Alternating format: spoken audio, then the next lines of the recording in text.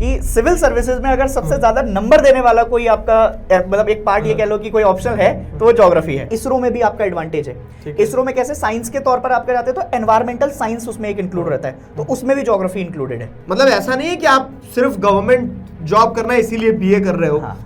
Point ये कि बहुत सारे प्राइवेट सेक्टर जॉब्स भी ऐसे हैं जहां आप अपने सब्जेक्ट के साथ स्पेशलाइज होकर बहुत अच्छा कर सकते हो। कॉर्पोरेट सोशल रिस्पॉन्सिबिलिटी आते हैं सीएसआर के तौर पर, जो कि लैक्स में आपका पे करते हैं कंपनीज को। आजकल क्या होता है ना, कंसल्टेंसी भी अपने आप में एक बहुत बड़ा डोमेन बन के आ गया है। जी। तो अब जैसे मान लो कोई बहुत बड़ा रियल एस्टेट प्रोजेक्ट आ रहा है, तो वहां पे एक जियोग्राफर की कंसल्टेंसी या फिर कह सकते हैं जैसे ज्योग्राफी से निकला एक अर्बन प्लानर की कंसल्टेंसी की जरूरत रहती है। तो वो प्राइवेट सेक्टर में, गवर्नमेंट सेक्टर में, दोनों ही जगह कंसल्टेंट के बेसिस पे आपके अपॉर्चुनिटीज हैं कि अगर आपने सब्जेक्ट लिया है, आप सब्जेक्ट पढ़ रहे हो, सब्जेक्ट पढ़ते पढ़ते आपको सब्जेक्ट के साथ मोहब्बत हो गई, आप सब्जेक्ट नहीं छोड़ना चाह रहे हो, तो देयर आर मल्टीपल वेज कि जिसके साथ आप क्या कर सकते हो, अपनी जीवनी भी कमा सकते हो और उस सब्जेक्ट के इर्द गिर्द पढ़ते रह सकते हो, पढ़ाते रह सकते हो।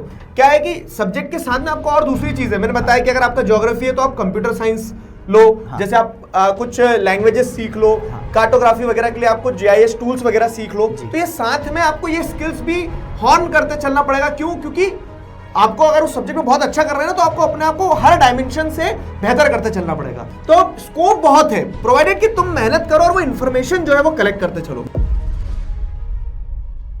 क्लास 10th में ह्यूमैनिटीज ले लिया, ह्यूमैनिटीज के सारे सब्जेक्ट्स में से एक ज्योग्राफी सब्जेक्ट भी ले लिया। अब ये सोच रहे होंगे आप कि ये ज्योग्राफी में करियर ऑप्शंस क्या क्या है कि भी नहीं है। ज्योग्राफी वाले आ गए, क्या हाल चाल है सभी के। तो इसी बात पे हमने अब आपके ज्योग्राफी वाले सर को बुलाया है और आज हम इस वीडियो में वही डिस्कस करने वाले हैं कि ज्योग्राफी में क्या क्या करियर ऑप्शंस है, बच्चे क्या क्या कर सकते हैं। तो वी आर एक्सपेक्टिंग कि इस वीडियो को देखने के बाद में आपके बहुत सारे कंफ्यूजन जो है वो क्लैरिटी में कन्वर्ट हो जाएंगे। हम कोशिश भी ये करेंगे सर इस वीडियो से कि जितना भी अभी तक जो बच्चा ऐसा परेशान रहता है कि उसको क्या करना है 12th के बाद, और अगर इन केस 10th के बाद भी अगर वो जानना चाह रहा है कि ज्योग्राफी में क्या कैरियर ऑप्शन है, तो उसको इस वीडियो के पर्सपेक्टिव से समझ में आ जाए वो पूरा। चलिए शुरू करते हैं। जी सर। तो क्या courses you can pursue after 12th। देखो 11th 12th तो आपने जो सब्जेक्ट्स ऑप्ट किए उन्हें आपको पढ़ना है बहुत अच्छे से। 11th 12th के बाद में आप ये देखेंगे कि आप ज्योग्राफी में क्या क्या और नए ऑप्शंस हैं आपके पास में, क्या क्या डिग्रीज हैं, तो उस पर बात करते हैं। जी, सबसे पहले तो सर मतलब एक जो हमारे पास रहता है बेसिक ऑप्शन, वो है बीए। बीए मतलब आपका इंपॉर्टेंट इसलिए भी है कि बीए के पास आपके पास स्पेशलाइज डिग्री हो जाती है। आप चाहें तो उसमें एक स्पेशलाइज डिग्री ऑनर्स के तौर पर भी कर सकते हैं। और अभी जो हमारे पास आपका न्यू एजुकेशन पॉलिसी आई है, तो हम 4 साल का अगर कोई प्रोग्राम करते हैं तो उसको ऑनर्स डिग्री में दे देंगे। और अभी जैसे चलता हुआ आ रहा है जो करंट में है, तो उसके हिसाब से 3 साल की degree is a BA geography भी कर सकते हैं, या फिर बीए एक आपका जो कॉमर्स के भी साथ आपका ऑप्शन जाता है ज्योग्राफी का। ये सारे ऑप्शन भी हमारे पास अवेलेबल रहते हैं। तो अब जैसे अगर मैंने ज्योग्राफी में आपका फोकस किया है, तो ज्योग्राफी में साइंटिफिकली एंड टेक्निकल एस्पेक्ट में 3 तरीके से हम इसको कवर करेंगे। मतलब अगर कोई बच्चा आपका सिर्फ ज्योग्राफी फोकस कर ले, तो ज्योग्राफी को गवर्नेंस के साथ भी जोड़ा जाएगा, इसके बाद एनवायरमेंट के साथ भी आप जोड़ सकते हैं और सोशल के साथ भी आपका जोड़ सकते हैं। थोड़ा डिफाइन कर देते हैं। गवर्नेंस में जब आप जाते हैं तो एनवायरमेंट मिनिस्ट्री आपकी बनाई है अलग से, तो अगर आप अच्छे से आपका ज्योग्राफी पर्सपेक्टिव से जाते हैं तो उसके बाद आप यहां पर एनवायरमेंट मिनिस्ट्री के अंदर भी काम कर सकते हैं। एनवायरमेंट अलग से भी आपका बहुत सारे आजकल निकल कर आ रहे हैं जिसमें एनवायरमेंटलिस्ट सिर्फ एनवायरमेंट के लिए काम कर रहे हैं। इसका बढ़िया एग्जांपल मैं आपको समझाता हूं। जैसे अभी तेलंगाना में एक अभी हमारा पॉइंट आया था सर, तो उस पे जो हमारे एक लॉयर साहब थे, उनका जो मतलब डिग्री था वो ज्योग्राफी में था, तो उन्होंने सबसे पहले आपका पीआईएल लगाई कि हम इसको एनवायरमेंट को बचाने के लिए आपका काम करेंगे। तो ये एक पर्सपेक्टिव आपका आता है यहां से। फिर इसके बाद सर बीएससी की तरफ चलते हैं। बीएससी भी एक ऑप्शन रहता है। जैसे कुछ बच्चे साइंस के साथ में ज्योग्राफी ऑप्शनल ले रहे हैं न्यू एजुकेशन पॉलिसी के चलते, तो अगर आपका साइंस स्ट्रीम है तो आप बीएससी कर सकते हैं। और बीएससी इन ज्योग्राफी में भी बहुत सारे करियर ऑप्शंस हैं आपके पास। जैसे एग्जांपल के तौर पर अगर आप बीएससी करना चाहते हैं तो जियोलॉजी से आप जा सकते हैं, एनवायरमेंटल साइंस भी है आपके पास, और डिजास्टर मैनेजमेंट है। अब जैसे कई सारे बच्चे आपका डिजास्टर मैनेजमेंट में समझ में थोड़ा फंस जाते हैं। डिजास्टर मैनेजमेंट जब 2005 के बाद एक्ट बनाया था गवर्नमेंट ने, तो इसमें 2 तरीके से आपका नौकरी निकालता है। एक तो निकालता है कि जो डिजास्टर मैनेजमेंट ऑफिसर होता है, और एक डिजास्टर मैनेजमेंट का कोर्स ही निकाल दिया अलग से गवर्नमेंट ने। मतलब ये टेक्निकल एक्सपर्टीज वाली चीज है। जी, तो अगर आप डिजास्टर मैनेजमेंट का एक कोर्स कर लेते हैं तो आपको बाद में एक ऑफिसर बनने को भी उसमें मिल जाएगा। ओके जी, ठीक है। तो ग्रेजुएशन आप करेंगे 3 साल 4 साल वाला, उसके बाद में आपके पास में अगला ऑप्शन होता है पोस्ट ग्रेजुएशन, मतलब आप स्पेशलाइजेशन की तरफ जाते हैं।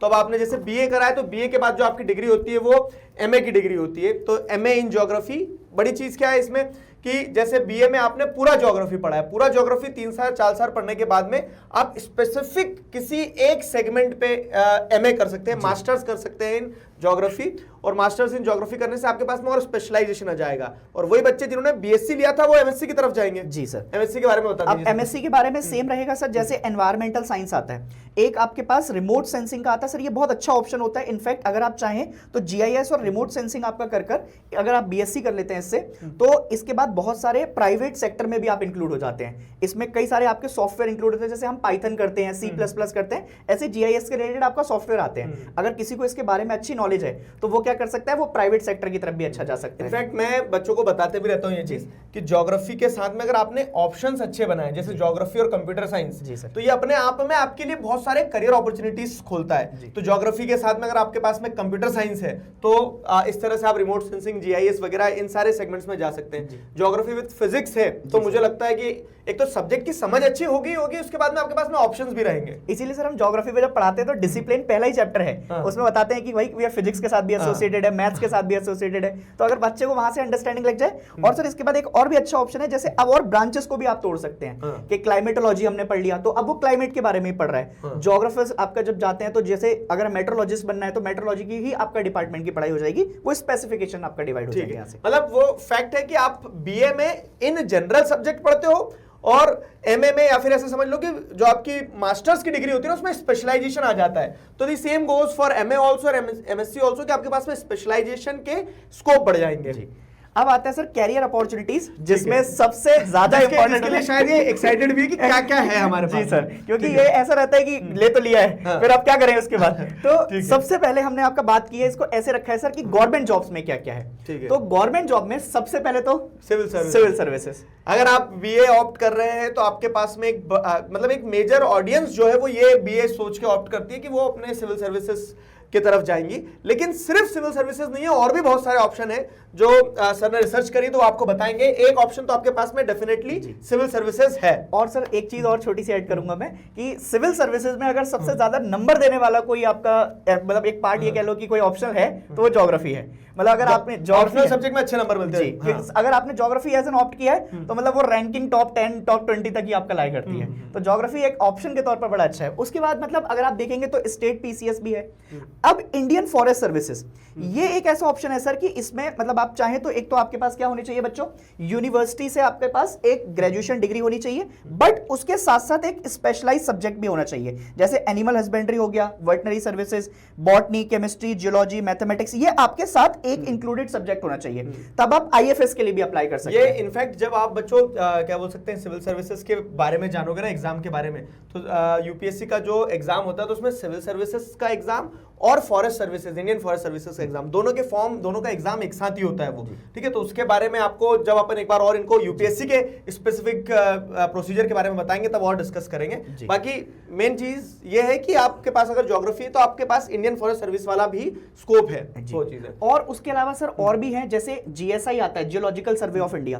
तो जियोलॉजिकल सर्वे ऑफ इंडिया के अलग से एग्जाम निकलते हैं सर। जैसे अब जैसे हमने यूपीएससी का एग्जाम भरा तो जीएसआई में क्या आता है कि जीएसआई का एक प्रॉपर पोर्टल निकलता है, उस पे मतलब बहुत कम ही लोग भरते हैं। अगर ये चाहे तो बहुत अच्छा ऑप्शन आता है, ज्योग्राफी वालों का एडवांटेज रहता है। तो अगर ये चाहे तो सर्वे के लिए, क्योंकि उसमें कार्टोग्राफी की जरूरत पड़ेगी, उसमें मैपिंग की जरूरत पड़ेगी, जो कि ये सब पढ़ते हुए आ रहे हैं। तो जीएसआई हो गया। इसके अलावा सर इसरो में भी आपका एडवांटेज है। इसरो में कैसे साइंस के तौर पर आप जाते हैं तो एनवायरमेंटल साइंस उसमें एक इंक्लूड रहता है, तो उसमें भी ज्योग्राफी इंक्लूडेड है, ठीक है। तो इसके बाद सर फिर एनआरएससी हो गया, फिर उसके बाद फॉरेस्ट डिपार्टमेंट हो गए, आईएमडी हो गया, मेट्रोलॉजिकल डिपार्टमेंट। तो बहुत सारे सर कुल मिलाकर ऑप्शन है। और उससे अच्छा जैसे कई लोग आपका चाहते हैं कि भाई वो रूरल से जुड़े रहें, क्योंकि ज्योग्राफी पढ़कर एनवायरमेंट से भी प्यार हो जाता है थोड़ा सा, तो उसके लिए सर टाउन प्लानिंग आता है, वेस्ट मैनेजमेंट, ट्रैफिक कंट्रोल, ये सर सारी चीजों में ज्योग्राफी एज एन सब्जेक्ट आपको चाहिए, तभी आप इन एग्जाम को अप्लाई कर पाएंगे। गवर्नमेंट एग्जाम्स है अपार्ट फ्रॉम सिविल सर्विसेज, मतलब यूपीएससी के अलावा भी दूसरे गवर्नमेंट डिपार्टमेंट से, जहां पे ज्योग्राफी एक तरह से क्या हो जाता है, मैंडेटरी हो जाता है, और उन एग्जाम्स को आप विद ज्योग्राफी क्रैक कर सकते हो, फिर वो एक रिक्वायरमेंट बन जाती है। जी बढ़िया है, फिर तो ऑप्शंस हैं बहुत सारे। अब सर अब जो बच्चा प्राइवेट सेक्टर, क्योंकि होता क्या है कि गवर्नमेंट जॉब नहीं मिल रही, तो अब क्या प्राइवेट। और नहीं, ये एक बहुत अच्छा वो भी है पॉइंट जिसे हमें यहाँ पे बच्चों को समझाना चाहिए कि जॉब मतलब ऐसा नहीं है कि आप सिर्फ गवर्नमेंट जॉब करना है इसीलिए बीए कर रहे हो। पॉइंट ये कि बहुत सारे प्राइवेट सेक्टर जॉब्स भी ऐसे हैं जहां आप अपने सब्जेक्ट के साथ स्पेशलाइज होकर बहुत अच्छा कर सकते हो, तो उन पे एक बार नजर दौड़ाते हैं। सर एक और छोटी चीज ऐड करूंगा इसमें कि लोग ये सोचते हैं कि अगर हमने सिर्फ प्राइवेट सेक्टर जॉब की है तो वो 10,000 की 15,000 की नौकरी है।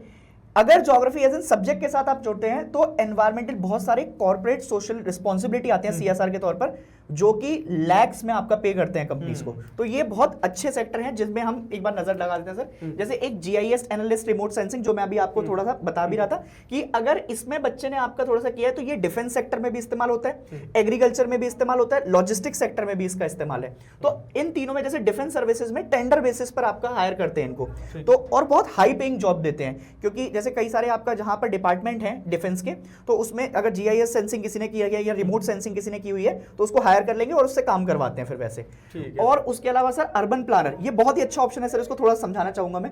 अर्बन प्लानर में क्या होता है, जैसे आपके पास सबसे पहले तो ज्योग्राफी की डिग्री होनी चाहिए, ज्योग्राफी के बाद फिर आपके पास एमए की डिग्री होनी चाहिए, फिर उसके बाद आपके पास पीएचडी स्पेशलाइज आपका होगा, और फिर उसके बाद यहां पर जाकर आप प्राइवेट सेक्टर में, रियल एस्टेट में, इंफ्रास्ट्रक्चर के तौर पर आप उनको सजेशंस देते हैं। तो ये अर्बन प्लानर रीजनल के बेसिस। मुझे इनफैक्ट पता है कि आजकल क्या होता है ना, कंसल्टेंसी भी अपने आप में एक बहुत बड़ा डोमेन बन के आ गया है। तो अब जैसे मान लो कोई बहुत बड़ा रियल एस्टेट प्रोजेक्ट आ रहा है, तो वहां पे एक जियोग्राफर की कंसल्टेंसी या फिर कह सकते हैं जैसे ज्योग्राफी से निकला एक अर्बन प्लानर की कंसल्टेंसी की जरूरत रहती है। तो वो प्राइवेट सेक्टर में, गवर्नमेंट सेक्टर में, दोनों ही जगह कंसल्टेंट के बेसिस पे आपके अपॉर्चुनिटीज हैं जी, वो वाला पार्ट हो गया। और मतलब इनको सर आपका ऐसा भी लेते हैं कि भाई उनको अगर कंसल्टेंसी से आपका मिल गया कुछ तो उसके बाद वो पेइंग भी अच्छी है, मतलब लोग आपका मतलब तो सर सबसे बड़ा प्राइवेट सेक्टर इसलिए आता है कि पे नहीं मिल रही है, अच्छी पे है इनकी। फिर एक सर एनवायरमेंटल कंसल्टेंट है, ये भी एक ऑप्शन है जिसमें आपका बच्चे जा सकते हैं। सीएसआर सर अभी हमने बताया था, जैसे कंपनीज हायर करती हैं, कॉर्पोरेट सोशल रिस्पॉन्सिबिलिटी, मतलब एक कंपनी का एक क्या रहता है, हमेशा सोशल रिस्पॉन्सिबिलिटी रहती है समाज के प्रति या एनवायरमेंट के प्रति,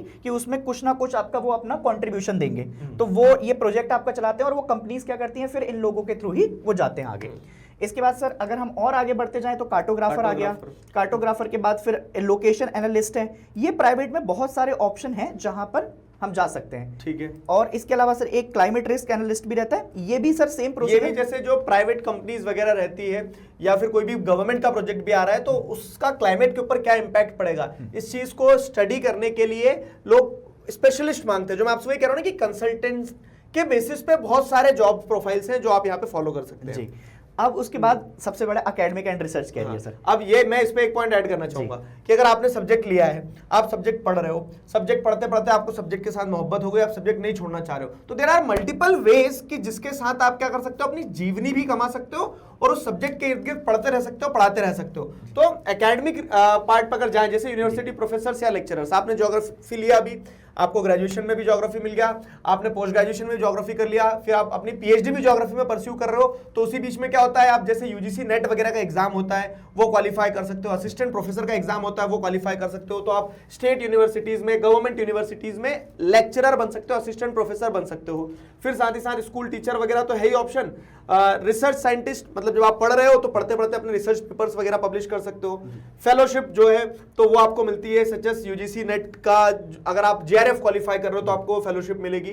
तो एकेडमिक पार्ट पे भी अगर आपने सब्जेक्ट लिया है तो सब्जेक्ट को पढ़ो और सब्जेक्ट को पढ़ाओ, वहां पे भी बहुत सारी करियर अपॉर्चुनिटीज है। मैंने आपको रास्ता भी बताया कि कैसे आप पहुंच सकते हो। और इनफैक्ट सर हम इसमें ये भी कह सकते हैं कि बच्चा सिर्फ अब जैसे अभी लेक्चरर बनेगा तो सोचते हैं तब पैसा मिलेगा, यहाँ पे भी पैसा मिल जाता है। हाँ, तो जब आप रिसर्च करो मीनवाइल तब से ही आपको फेलोशिप मिलना शुरू हो जाती है। पॉइंट ये कि आपको वो पता होना चाहिए। समस्या क्या है ना, ऐसा नहीं कि स्कोप नहीं है जी, बस समस्या ये, हाँ डायरेक्शन नहीं है। समस्या ये है कि उनके पास में क्या है कि इंफॉर्मेशन, जो जानकारी ना उसका अभाव है। तो जानकारी पकड़ो, आपकी बहुत सारी जानकारी जब आपको है कि ये भी कर सकते हैं तो बहुत कुछ है करने के लिए जी। फिर उसके बाद अगर हम और देखते हैं तो अब एक अच्छी चीज ये होती है कि मोस्टली बच्चा ये सोचता है कि अगर मैं ज्योग्राफी ले लूंगा तो उसके बाद क्या इंटरनेशनल कुछ मेरे पास अपॉर्चुनिटीज हैं?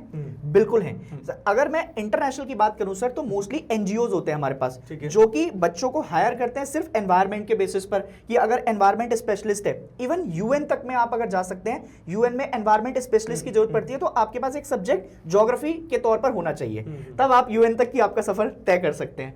उसके बाद डेवलपमेंट प्लानर्स, फिर डिजास्टर रिस्पॉन्स एनालिस्ट, और ये सस्टेनेबल, और इनकी सर बहुत हाई डिमांड है। जैसे जो हमारी मोस्टली कंट्रीज हैं, जैसे अभी आजकल क्या हो रहा है कि नॉर्वे वगैरह के आसपास में जो कंट्रीज हैं उसमें बहुत ज्यादा सिंकिंग हो रही है, तो उनको पता है कि कैसे हमें डिजास्टर से लड़ना है, कैसे एनवायरमेंट बचाना है, तो वो बहुत तेजी से हायर कर रहे हैं इस चीज को लेकर। तो मतलब वही है कि सब्जेक्ट में बहुत स्कोप है, प्रोवाइडेड यू नो कि कहां कहां क्या क्या कर सकते हैं। तो जानकारी का अभाव नहीं होना चाहिए, बस तो पढ़ते रहो, समझते रहो कि और क्या क्या कर सकते हो आप जी। उसके बाद अब आते हैं आपका अदर यूनिक कैरियर्स पे। तो उसके बाद सर अगर हम बात करें तो जैसे ट्रैवल एंड टूरिज्म प्लानर, तो जो कि ज्योग्राफी के साथ एसोसिएटेड है, अगर आपको अच्छी अंडरस्टैंडिंग है तो आप ये बता पाएंगे कि कैसे आपका कल्चरल चीजें आपका एसोसिएटेड है, लैंडस्केप वगैरह की आपका जो बातें हैं वो सब टूरिज्म वाले आपका प्लान में आ जाएंगी। फिर ऐसे ही ट्रांसपोर्टेशन प्लानर हो गया।